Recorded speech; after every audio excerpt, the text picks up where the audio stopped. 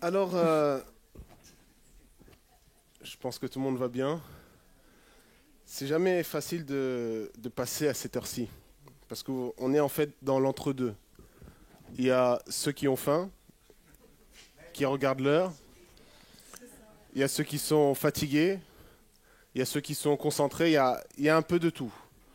Mais je vais essayer de concilier un peu tout le monde et on va pas être très long en tout cas pour ma part, mais essayer de voir on va essayer de voir un peu un passage, un livre important qui a déjà été évoqué, hein, donc vous savez de ce dont je vais parler. Ah, vous voyez, la concentration, elle porte ses fruits. Et tout à l'heure, Abdel a dit une phrase importante, et je crois que Steven l'a aussi mentionné par rapport à la Teshuvah. Vous savez, la Teshuvah, c'est, comme on l'a dit mardi, un retour. C'est revenir à Hachem. Mais on peut voir la Teshuvah aussi sous un autre angle. La Teshuvah, d'une certaine façon, c'est recréer une intimité avec le Créateur. C'est reconnaître que ma source d'existence, elle se trouve en Hachem. Et donc, comme je reconnais que cette source se trouve en Hachem, je reviens vers lui, je retourne vers lui. Donc, se rapprocher de Dieu, c'est aussi inclus dans la Teshuvah. Et quand on considère la vie de Jonas, le prophète, on voit que c'est un petit peu l'inverse. Arrivé à un moment donné, dans sa vie, au lieu de se rapprocher d'Hachem, il a pris le sens opposé, la direction opposée, et il s'est éloigné d'Hachem.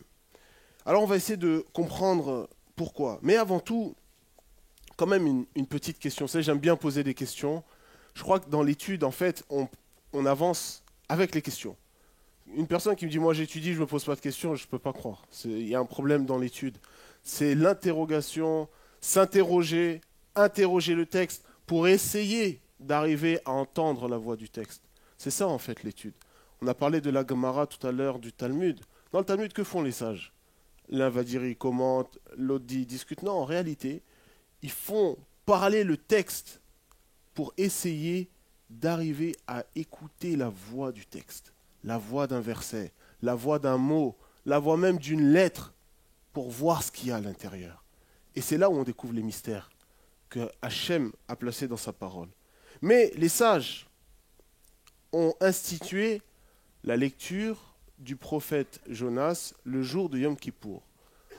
En première approche, on pourrait se dire, mais que vient faire ce livre dans toute cette journée? Parce que, on l'a dit tout à l'heure, le programme de Yom Kippour, c'est un programme qui est quand même assez lourd, beaucoup de prières, beaucoup de supplications à Hachem. Et au niveau de la lecture, on l'a fait ce matin, dans Vaïkra, Acharemot, chapitre 16, et on a vu dans la Haftara, on était dans Ésaïe. Mais à Mincha, donc l'après-midi, il y a une autre lecture qui se fait dans la Torah, donc toujours dans la Parashat Acharemot, sauf que là c'est dans le chapitre 18. Et il y a donc la Haftara qui est sur le livre du prophète Yona, ou Jonas en français. Ce livre est composé de 4 chapitres, et on va essayer de répondre déjà à la première question, comme je l'ai dit, c'est pourquoi les sages ont institué ce livre. Et la deuxième question, de quoi parle ce livre? Quel est le thème principal que l'on retrouve dans le livre de Jonas? Alors pourquoi les sages ont instauré ce livre? Il y a quand même une notion de Teshuvah forte dans le livre de Yona. Et on comprend aussi lorsqu'on le lit qu'en fait, on ne peut pas échapper à Hachem. David nous dit dans le psaume 139, je pourrais aller sous terre, je pourrais aller loin de toi, je vais le dire autrement, je pourrais aller dans l'espace, par exemple, mais je ne peux pas me cacher devant Hachem. Peu importe l'endroit où on est, l'endroit où on va, Hachem est toujours là. Parfois on pense que non, je suis tranquille, je m'éloigne, mais on va le voir avec Yona que ce n'est pas véritablement le cas. Alors, donc comme je l'ai dit, on va lire le. Je ne sais pas s'il y a du coup il y a la possibilité. Ah, merci vraiment à l'équipe technique. J'aurais fait une demande et ils ont exaucé ma demande. Regardez. Oh là là là là, c'est excellent. Comme ça, en fait, on va pouvoir suivre ensemble. Parce que l'idée, c'est qu'on étudie le texte. Alors, ça va pas être long, mais c'est vraiment bien que vous puissiez avoir le texte sous les yeux. Comme ça, vous allez voir de quoi on parle. Alors, est-ce que je demande à un volontaire qui veut bien lire pour m'aider à lire les 2 premiers versets? Qui veut bien lire, s'il vous plaît? Comme ça vous tient aussi en... Herman, s'il te plaît, je veux bien.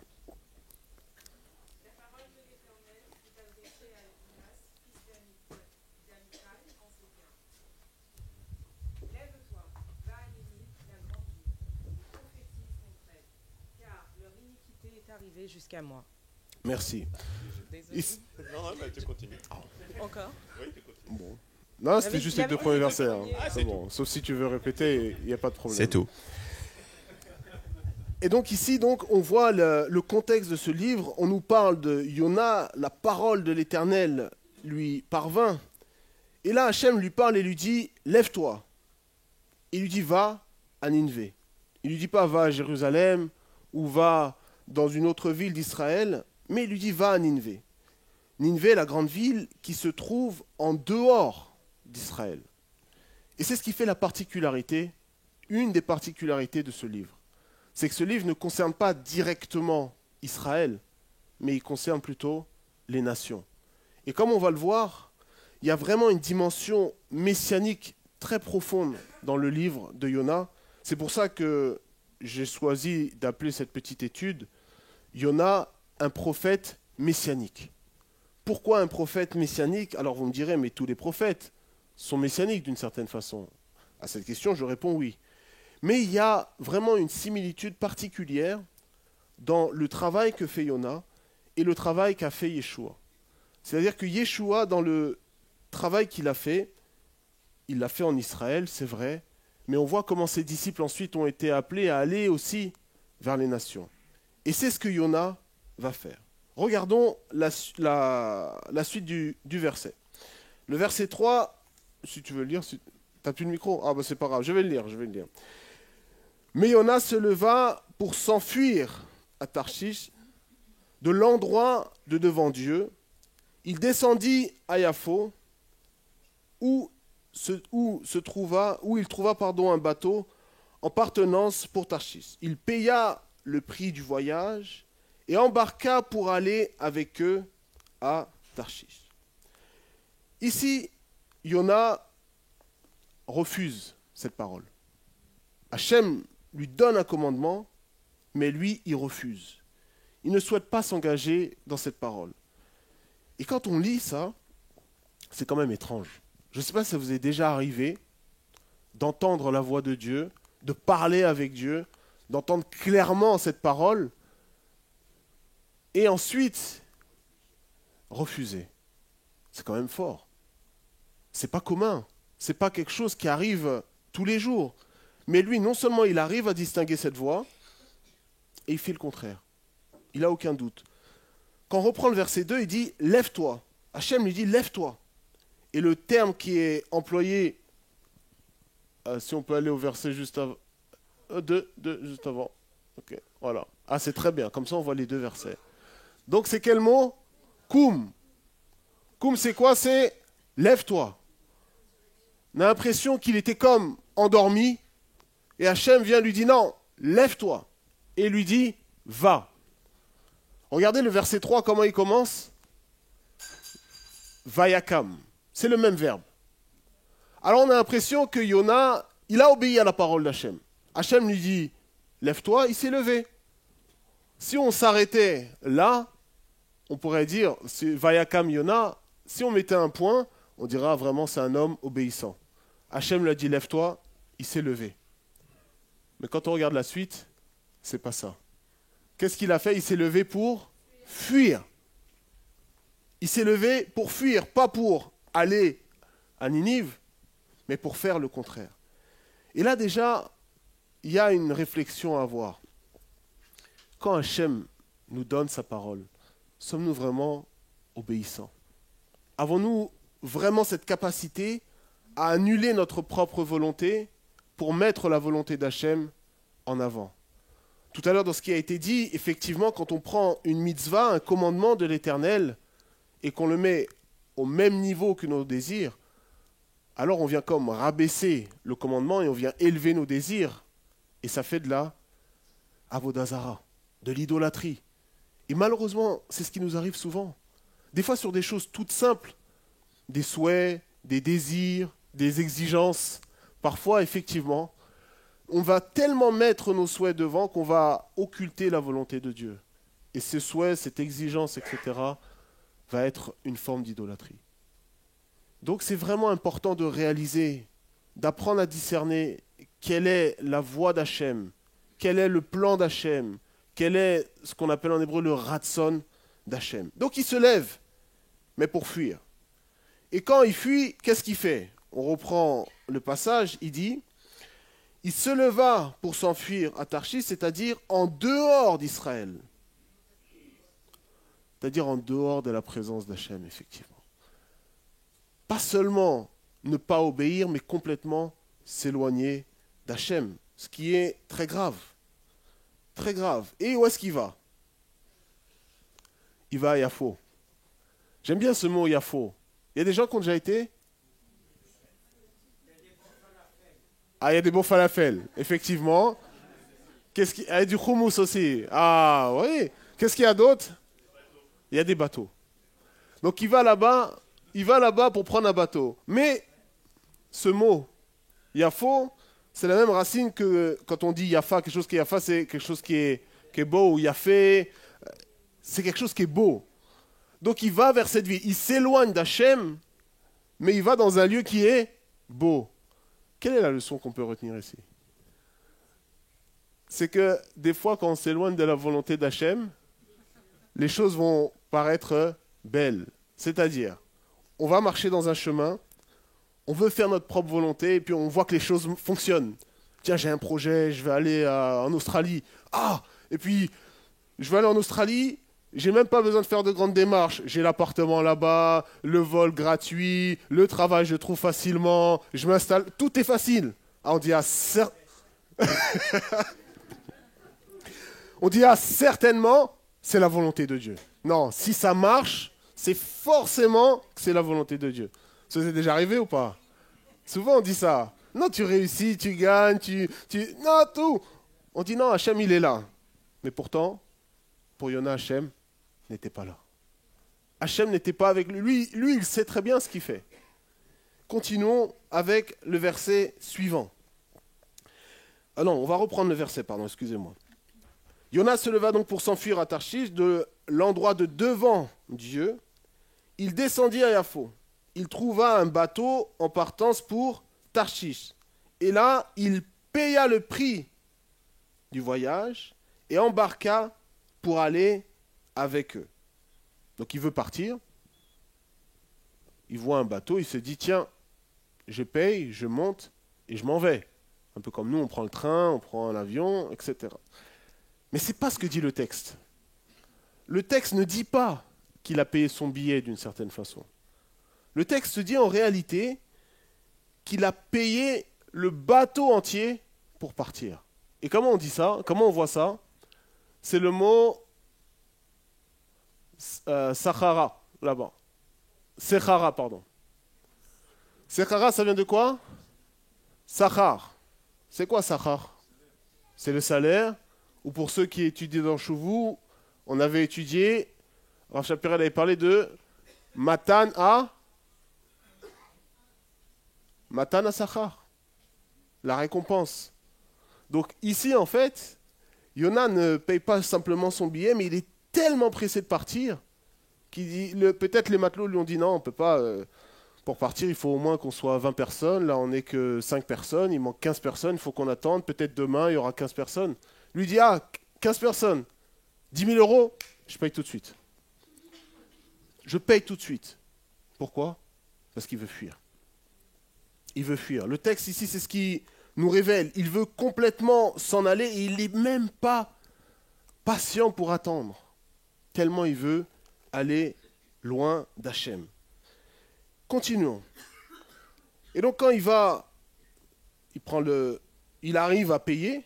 Et d'ailleurs, là, c'est intéressant parce que dans le Talmud, les sages disent justement que que Yona avait beaucoup d'argent. Dans le traité Nédarim 38a, ils disent qu'il avait tellement d'argent, c'était un homme riche. Et donc c'est pour ça qu'il a pu payer ce bateau, parce que ça coûte cher un bateau. Je ne sais pas si vous avez déjà voyagé, mais c'est comme si là, il faut prendre un jet privé. Un jet privé, c'est cher, il faut les moyens. Yona, il avait, c'est ce que nous disent les sages. Et regardez, on est à quel verset? On va faire le verset 4, je vois que tout le monde suit. Donc là, il est dans le bateau. Et que se passe-t-il dans le bateau? Là, il va avoir un problème. Jusqu'ici, tout allait bien, tout s'est bien mis en place, mais là, il va y avoir un problème. L'Éternel fit lever un grand vent sur la mer, et il eut une grande tempête dans la mer. L'équipage du bateau pensa qu'il allait se briser. Verset 5. Les matelots furent saisis de crainte et crièrent chacun vers son Dieu. Ils jetèrent à la mer les objets qui se trouvaient dans le bateau pour alléger d'eux la charge. Quant à Yona, il descendit au fond du bateau, c'est-à-dire dans la cale, s'y coucha et s'endormit. Le vent frappe le bateau est sur le point de se briser. Cet homme trouve le moyen de dormir. C'est fort quand même. Ça veut dire qu'on voit la maîtrise qu'avait Yona par rapport à la situation. Il savait très bien ce qui se passait. Et malgré ça, il n'avait aucun remords, aucun sentiment de culpabilité, mais il descend au fond du bateau et il arrive à trouver le sommeil.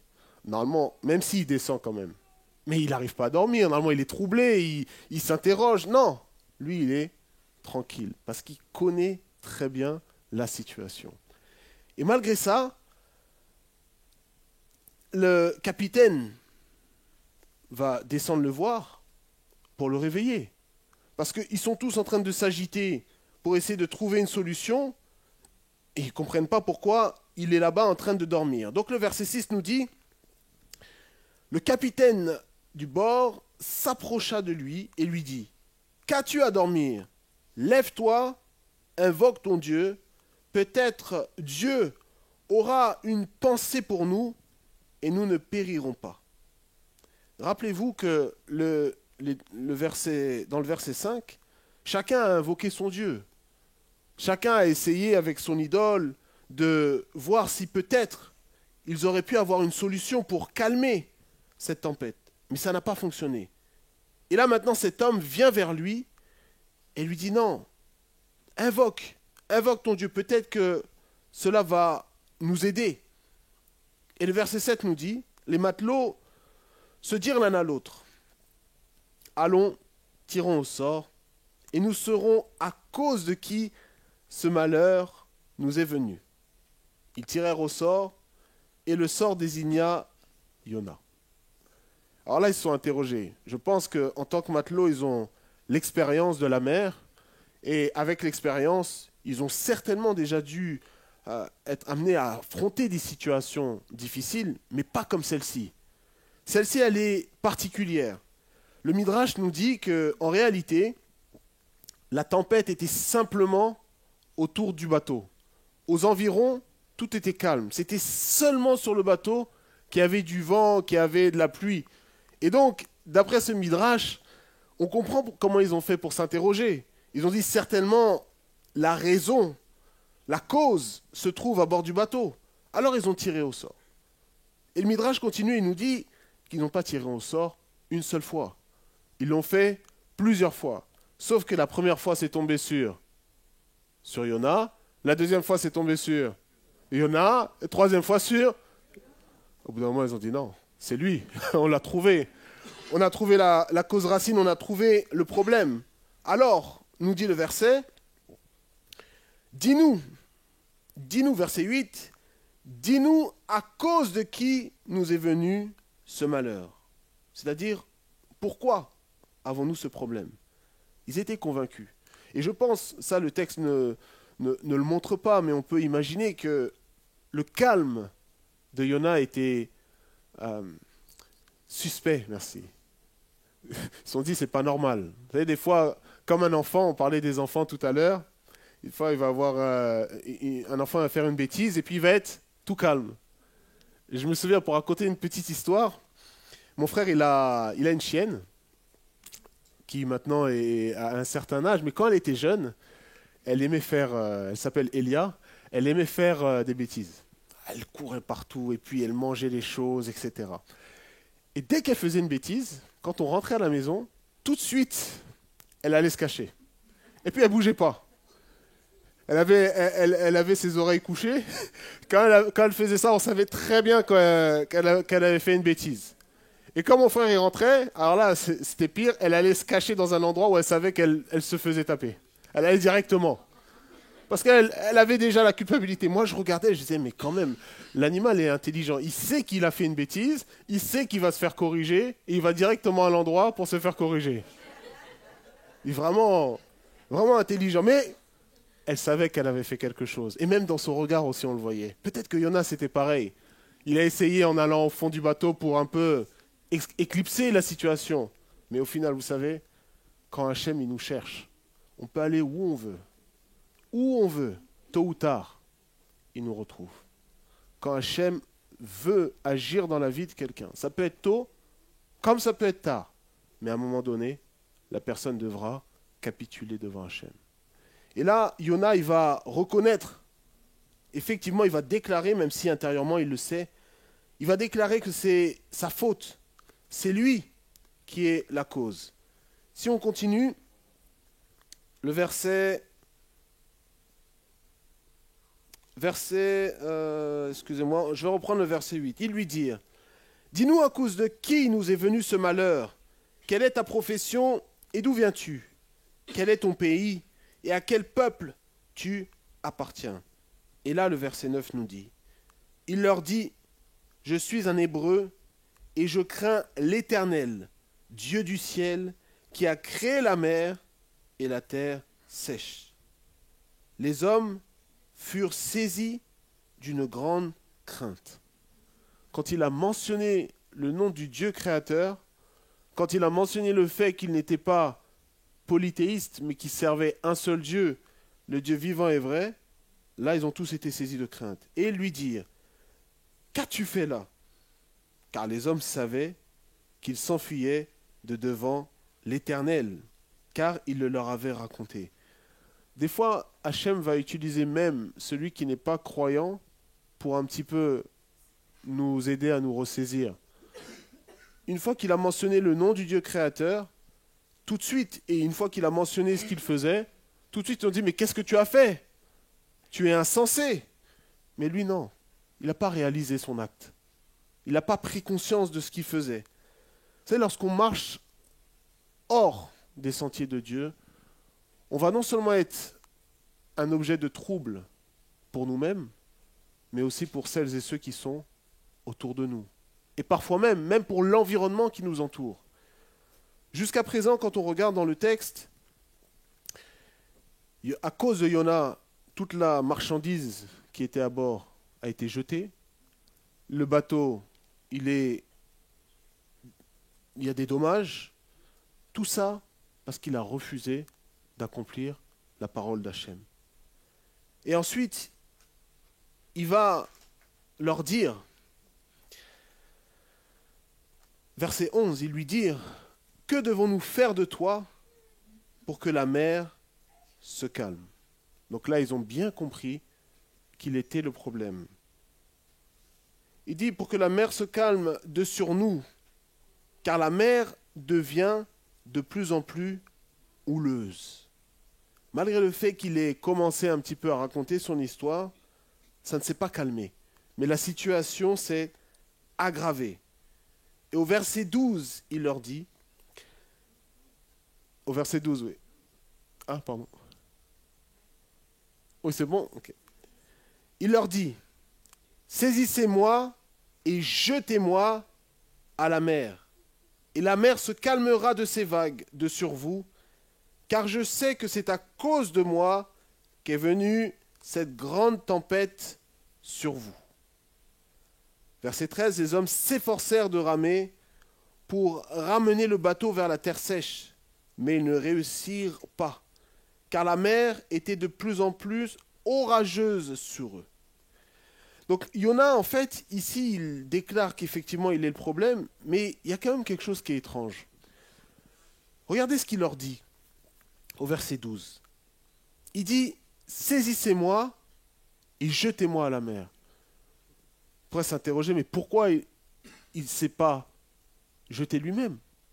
Pourquoi demande-t-il à ses matelots de le prendre et de le jeter? Je ne sais pas si vous êtes déjà posé cette question.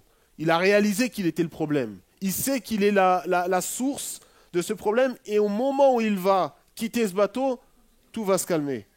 Il aurait dû de lui-même reconnaître sa faute et puis sauter. Vous voyez ce que je veux dire? Non? Mais il leur dit non, saisissez-moi et jetez-moi. Alors peut-être qu'il avait peur. Peut-être qu'il ne voulait pas sauter parce qu'il savait qu'il allait mourir. Mais regardez, malgré ça, les hommes ne voulaient pas. Ils ne voulaient pas le jeter. Sûrement, le fait de savoir qu'il était hébreu, comme il a dit, le fait de savoir qu'il servait justement le Dieu créateur, a fait qu'ils ne voulaient pas le jeter. Donc ils ont essayé de trouver une autre solution. Mais malgré ça, ça n'a pas fonctionné. Ils ont ramé avec force, avec vigueur, mais ça n'a pas marché. Alors, verset 14. Ils invoquèrent l'Éternel. De grâce, ô Éternel, ne périssons pas à cause de l'âme de cet homme, si nous le jetons à la mer, et ne considère pas que nous avons versé un sang innocent. Car toi, ô Éternel, tu as fait comme tu as voulu, telle est ta volonté. On n'a pas changé de personne, c'est les mêmes personnes qui sont à bord. Ces personnes qui, au début, invoquaient leur Dieu, maintenant le texte nous dit qu'ils invoquèrent l'Éternel. Et là, on voit, en fait, tout à l'heure, j'ai parlé d'une dimension messianique, une dimension prophétique dans l'histoire de Yona. On a ici un aspect. On a l'histoire, certes, d'un homme qui s'éloigne de Dieu, mais même dans son éloignement, va être, d'une certaine façon, une source de bénédiction pour des personnes qui ne connaissent pas le Dieu créateur, pour leur permettre de connaître le Dieu créateur. C'est-à-dire qu'il va avoir un changement qui fait que, aujourd'hui, en tout cas à ce moment-là, ils invoquent l'Éternel. Et ensuite, il nous dit, verset 15, ils saisirent Yona et le jetèrent à la mer. Et que s'est-il passé? La mer se calma aussitôt. Aussitôt. Donc ils l'ont jeté. Ils ont considéré que c'était vraiment la solution, mais on voit que la mer s'est calmée. Et regardez ce que dit le texte après. Encore une fois, verset 16, les hommes furent saisis d'une grande crainte pour l'Éternel.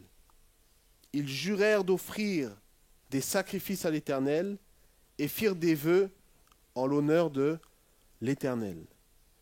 Donc là, Rachi, il rapporte et il nous dit, ils se sont convertis. Ils se sont convertis. Le fait d'apporter des vœux à l'Éternel, le fait d'offrir des offrandes à l'Éternel, ils ont reconnu le Dieu d'Israël et ils se sont convertis, ils se sont attachés à Israël. Donc là, on a une première compréhension. Lorsqu'on fait une teshuva réelle, cette teshuva, elle doit permettre d'impacter aussi celles et ceux qui sont autour de nous. On parle de témoignage. Lorsqu'on vit véritablement les mitzvot d'Hachem, alors même celles et ceux qui sont loin auront une opportunité de se rapprocher. Et un autre point qu'on voit dans les versets qu'on a lus, c'est que même dans une situation qui semble être remplie de ténèbres, il y a toujours une étincelle de lumière. Même quand une situation est perdue, Hachem trouve toujours une étincelle. Et ça, c'est important même dans Kippour. Parfois, on peut se voir comme étant perdu, bloqué, comme impossible à sauver. Mais sachez que avec Hachem, il y a toujours une opportunité. Toujours, toujours. Et c'est ce qui nous donne justement la force. Vous savez, les sages disent dans la Gemara que Kippour n'est pas vraiment un jour de tristesse. Mais ils disent tout l'inverse, que c'est le jour ou l'un des jours où il y a une plus grande joie. Pourquoi ? Parce qu'on réalise en fait que ce jour-là, ce pardon qu'offre Hachem, cette capacité à pouvoir revenir à lui, c'est la manifestation de son amour. Et c'est ce qui nous donne la joie. Et Yona, je vous rassure, on ne va pas faire les 4 chapitres, on va bientôt s'arrêter, mais Yona,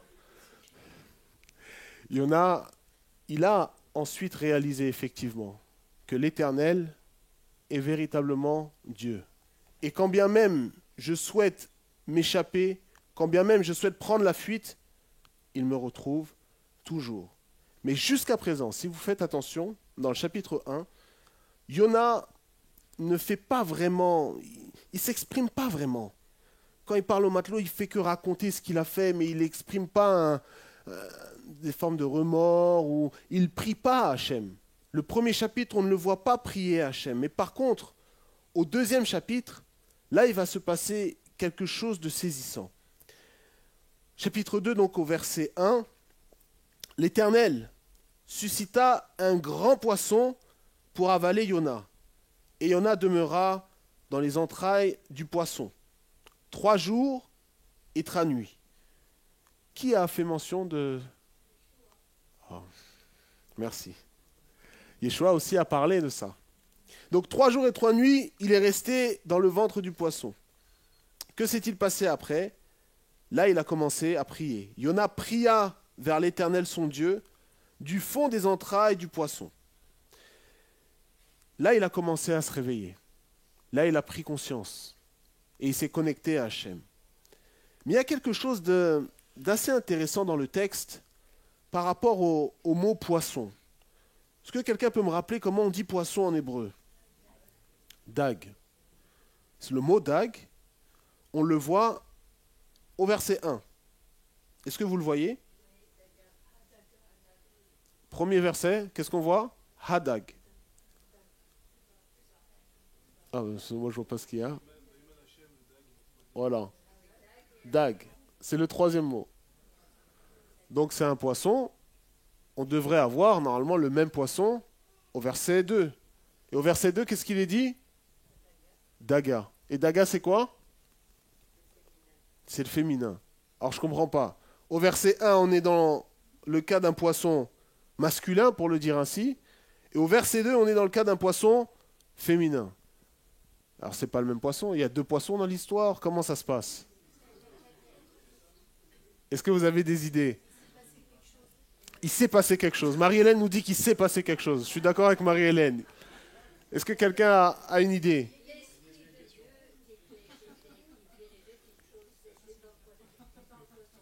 D'accord. Donc le poisson, il est passé de masculin à féminin. Bon, c'est une approche. Recto verso. Rabbi dit recto verso.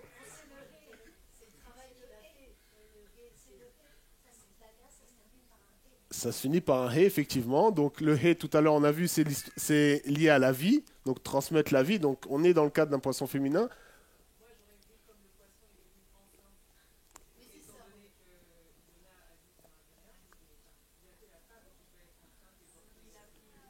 Alors effectivement, on pourrait prendre cette idée, mais alors pourquoi Dag au premier verset ? Il aurait dû nous dire le texte tout de suite, Daga.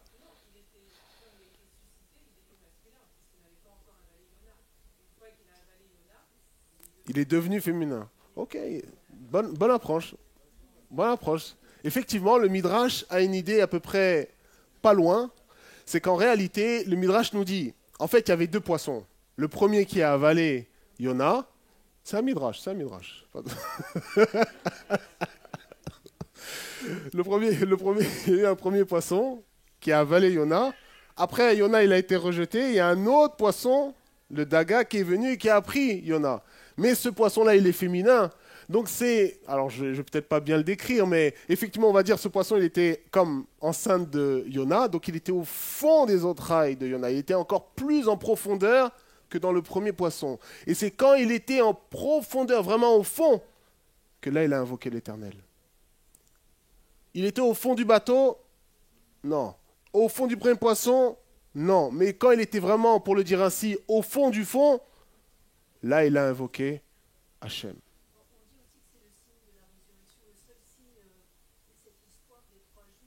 Oui.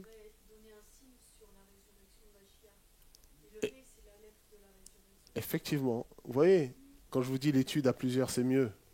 C'est-à-dire que là déjà, j'ai deux idées formidables. Ça, je vous invite de temps en temps à venir au Kiddush. On a de beaux échanges. Et je vais même vous donner un secret. Bon, c'est vrai, des fois, il y a des questions, mais au-delà des questions, des fois, on ne voit pas l'heure passer. Des fois, en fait, c'est la nuit qui nous arrête. Enfin, la nuit, quand... ou Mireille.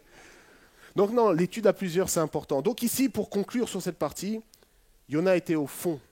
Et c'est au fond qu'il a invoqué l'Éternel. Il a reconnu sa situation et il a reconnu vraiment que Hachem est souverain. Le verset 3 nous dit, « Dans ma détresse, j'ai invoqué l'Éternel et il m'a répondu. Des profondeurs de la tombe, j'ai crié. Tu as entendu ma voix. Tu m'as jeté dans les profondeurs, dans la puissance des mers. Toutes les vagues et tes ondes ont passé sur moi. Je me disais, je suis chassé de devant tes yeux, mais maintenant que tu m'as laissé en vie, je continuerai encore à contempler ton saint sanctuaire. » Voyez, malgré tout ce qu'il a pu faire, le fait qu'il soit éloigné d'Hachem, au fond du ventre du poisson, il fait une teshuva. Et il revient à Hachem. Quand on parle de sanctuaire, on parle de ce lieu de communion, d'échange avec Hachem. Et il dit, je souhaite encore contempler ton saint sanctuaire. Et après, il retournera. Le verset nous dit, juste pour conclure, regardez le chapitre 3, pour vous montrer que Hachem il nous donne toujours une deuxième chance. Et parfois on la saisit, et parfois on ne la saisit pas. Mais là, Yona, il va la saisir. Chapitre 3, verset 1, regardez, verset 2, pardon. Comment il commence? Lève-toi. Lève-toi. Et c'est la même parole qui avait été donnée la première fois. Donc vous voyez comment Hachem agit envers nous. Et comment, justement, il manifeste sa miséricorde. Et c'est justement une des raisons qui fait qu'on lit le livre du prophète Yona à Yom Kippour. Parce qu'il est, notre Créateur, il est Père de miséricorde, Père de grâce. Et il est celui qui étend sa main et qui nous appelle. Alors, tandis je finis juste ma phrase, tandis qu'on est justement dans ce temps de Kippour, continuons avec les miséricordes d'Hachem.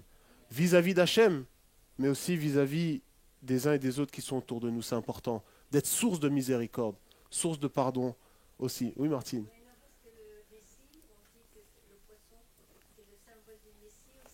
Oui.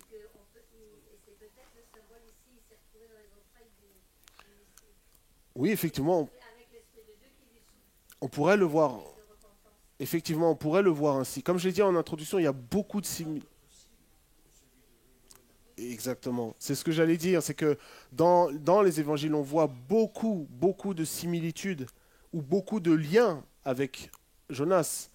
Rappelez-moi, Shimon Kefa, il était fils de Jonas. Et il était pécheur. Vous voyez déjà, il y a un lien. Et on voit aussi Yeshua, donc c'est dans Luc, qui dit effectivement, il parle du signe de Jonas. Alors je vais m'arrêter là. C'était vraiment pour donner, on va dire, une vision globale du Sefer Yona, expliquer pourquoi il est lu.